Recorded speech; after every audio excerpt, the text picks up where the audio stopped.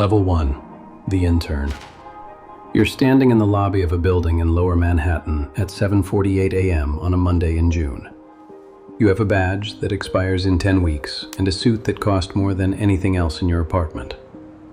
The elevator is mirrored and you catch your reflection and you look like someone pretending to belong, which is exactly what you are. You're one of 80 summer interns. 40 of you will get offers. The rest will go back to campus with a line on their resume and a very specific understanding of what they're not good enough for. Nobody says this out loud. It's in the air, the way humidity is in the air. You can feel it, but nobody points at it. Your desk is in a row of identical desks. You're given a laptop, a login, and a task that takes 4 hours and teaches you almost nothing about finance. You format a pitch book, you change fonts, you align logos. You do this until 11 p.m. because leaving before the analyst next to you leaves is a decision that has consequences nobody will explain to you, but everyone will remember. The managing director walks past your row once on a Thursday. He doesn't look at you. You are furniture. You are pre-revenue. You exist to demonstrate that you can exist here without breaking anything. And the entire 10 weeks is an audition disguised as education. You get the offer on a Friday in August. You are 21 years old. Your base salary will be $110,000. You have never seen a number like that attached to your name. You call your parents from a sidewalk, and your mother cries, and your father says, "That's great, kid." You feel the weight of their pride before you feel anything else. And the weight is heavier than you expected. Level 2. The analyst. You start in July. The first 6 months are a blur of pitch books, models, and formatting that feels like it will never end and never matter, and somehow always matters because the VP will send back a page at 2 a.m. because the decimal is 1 space off, and you will fix it and resend it and say nothing. Your total compensation in year 1 is around $190,000, base plus bonus. You are 22 years old, and you earn more than both your parents combined, and you are also the most tired you have ever been in your life. You work 80 to 100 hours a week. That's not a metaphor, that's a schedule. You arrive at 9 a.m. You leave between midnight and 3 a.m. You do this 5 or 6 days a week, sometimes 7. You eat dinner at your desk from a seamless order that the bank pays for, because the bank knows that if they feed you, you won't leave to eat. And if you don't leave, you'll bill more hours to the client. And the client is paying $1,200 an hour for your team's time, of which you see roughly $95.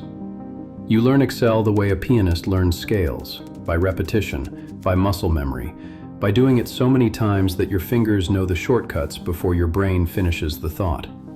You build DCF models. You learn what an LBO is.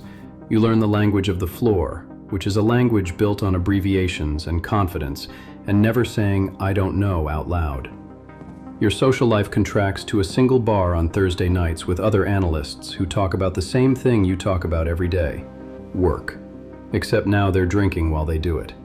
You have a group chat with 7 people, and the chat is 90% complaints about hours and 10% screenshots of food orders at 1 a.m. This is your community.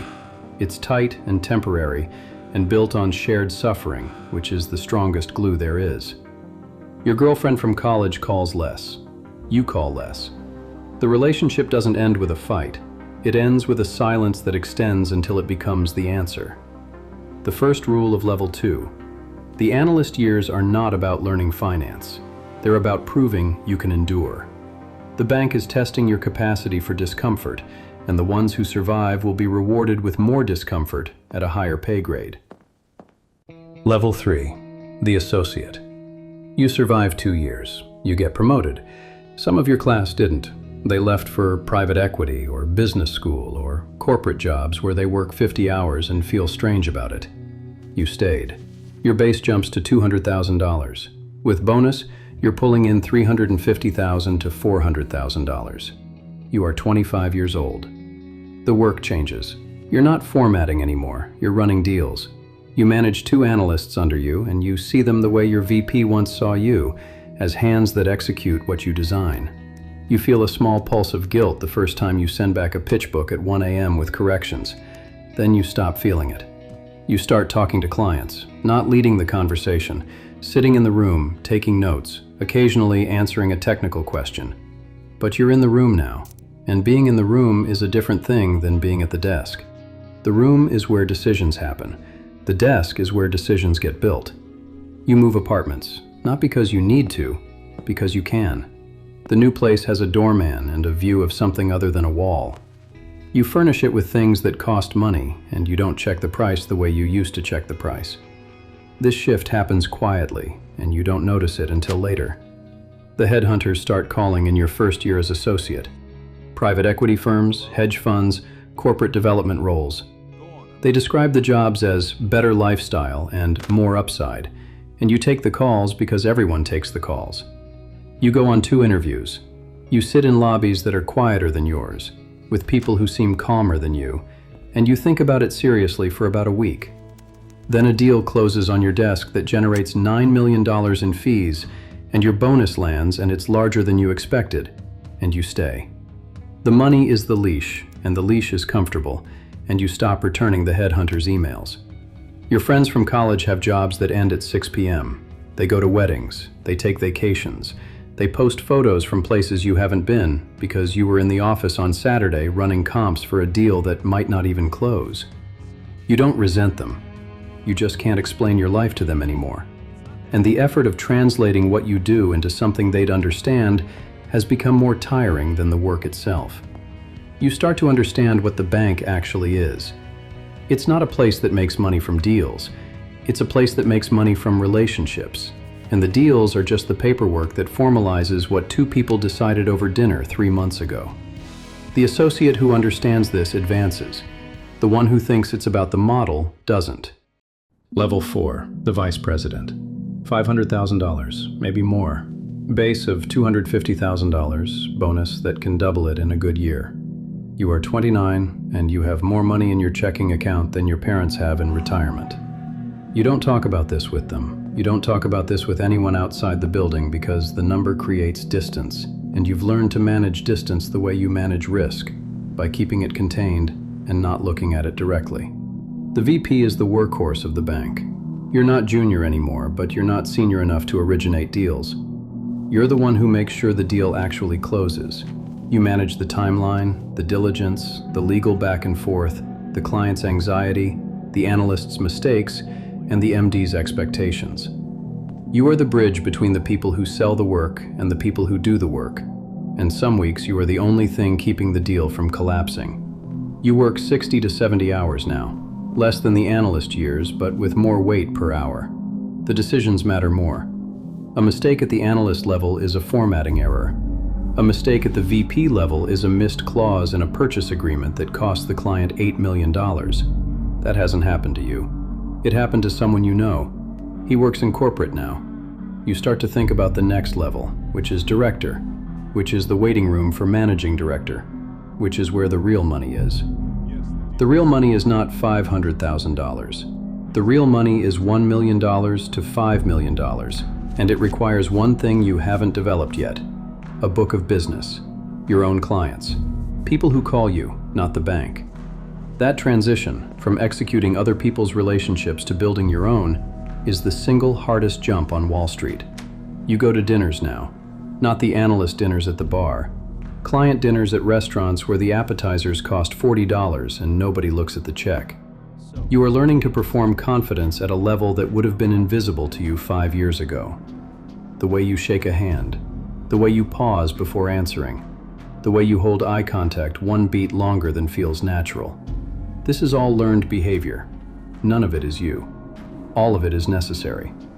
The 4th rule of Level 4: Wall Street doesn't promote the smartest people. It promotes the people who make clients feel safe. Intelligence is a requirement. Trust is the differentiator. You date occasionally. Short relationships that end for the same reason the college one ended. You're available in theory but absent in practice. And the people who want to be with you eventually realize that the version of you that shows up at dinner is running calculations in the background about a deal that closes on Friday. You've started to wonder if this is temporary or permanent, whether the career is something you're doing or something you've become. Level 5, the director. $700,000 to $1.2 million. The number depends on the year, the group, the deal flow. A significant portion of your bonus is now deferred, paid in restricted stock that vests over 3 years, which means the bank owns a piece of your future and you own a piece of theirs. And nobody mentions that this is a leash, but everyone understands it. You have a team, 6 people. You run a coverage group within the larger division. Your name is on pitch books now, not as the person who built them, but as the person who approved them. You are responsible for relationships with a list of companies, and those relationships are maintained through lunches and calls and conferences, and the slow, patient work of being the person someone thinks of when they need $1 billion. You work less, but you think more. The hours are 50 to 60 a week, but the hours don't capture the 11 p.m. email from a client you respond to from bed, or the Sunday morning call about a deal that might be dying, or the constant background processing of which opportunities are real and which ones are 3 months of work that will end in, "We decided not to proceed at this time." Your personal life has reshaped itself around the career, the way water reshapes itself around a rock. You're married maybe, or you're not. And the not is a function of the same thing that made you good at this job. The ability to prioritize, to delay, to put the thing that matters most at the end of the list because the list is always long and the end never comes. You fly business class now and you don't think about it. You have a driver sometimes. You have an assistant who manages your calendar. These are facts of your life that would have been unimaginable to the version of you who stood in the lobby in a suit that cost too much and a badge that expired. Not everyone makes it past this level. The director rank is where careers go to plateau if you can't build a book. You watch it happen to a colleague who is brilliant technically, better than you with a model, better than you on paper. But he can't sit across from a CEO and make that person feel like their company is the only thing in the room. That's not a skill you learn from a textbook. It's a frequency you either tune into or you don't. And if you don't, you'll stay at director until the bank decides you're too expensive to keep and too senior to ignore. And the conversation that follows is polite and final. Level 6, the managing director, $1 million to $5 million. The number depends almost entirely on one thing: revenue. Your revenue. The deals you brought in, the clients you own, the relationships that started with a dinner and ended with a 9-figure transaction that generated $15 million in fees, of which you receive a percentage that nobody outside this floor will ever know the exact formula for. You are the rainmaker. That word sounds dramatic, but it's the most accurate description of what you do.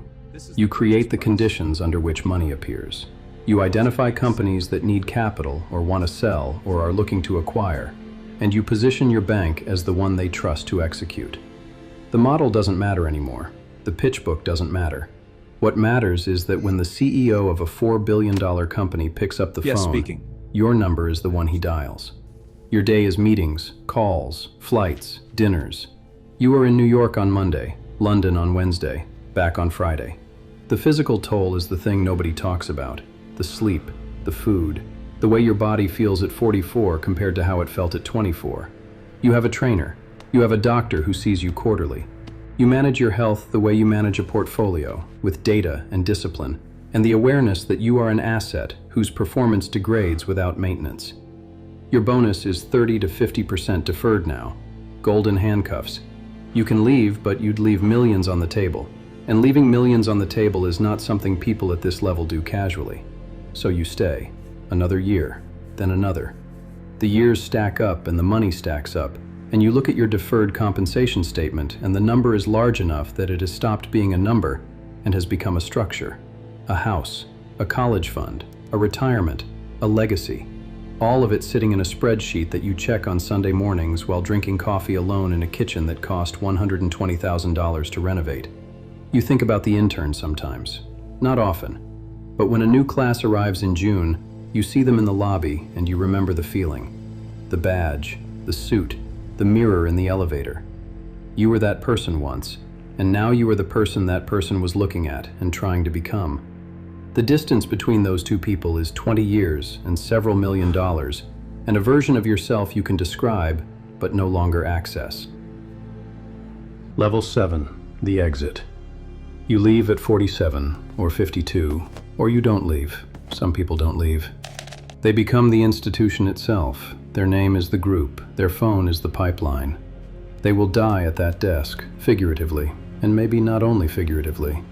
You leave. You take a role at a private equity firm, or you launch an advisory practice, or you join the board of 2 companies and consult for a third, and play golf on Wednesdays for the first time in your adult life. Your net worth is somewhere between $15 million and $40 million, depending on how well you invested what you earned, which is a question that sounds simple and isn't.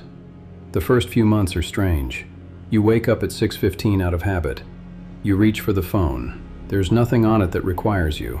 No client, no deal, no fire. The absence of urgency is its own kind of disorientation. You've spent 25 years in a state of continuous, low-grade emergency, and now the emergency is over, and you don't quite know what to do with the silence. You play more golf. You see your kids. They're older than you realized. Not intellectually, you know their ages, but emotionally, you missed something. The transition from small to not small happened during the years you were in London on Wednesdays and on calls on Sunday mornings, and you can't get those years back. You know this the way you know market facts, clearly, without emotion, as data. Your wife, if she's still your wife, knows a version of you that the bank created, the disciplined version, the controlled version, the version that processes emotion as information and responds accordingly. She's asked you to see someone about this. You went twice. You stopped going because you didn't know what to say that wasn't just a description of a career that worked exactly the way it was supposed to work. Somewhere in Manhattan right now, it's 7:48 a.m. on a Monday in June. An intern is standing in a lobby with a badge that expires in 10 weeks. The elevator is mirrored. They catch their reflection. They look like someone pretending to belong. They are. They'll get better at pretending. They might even get the offer. They think it's about the money.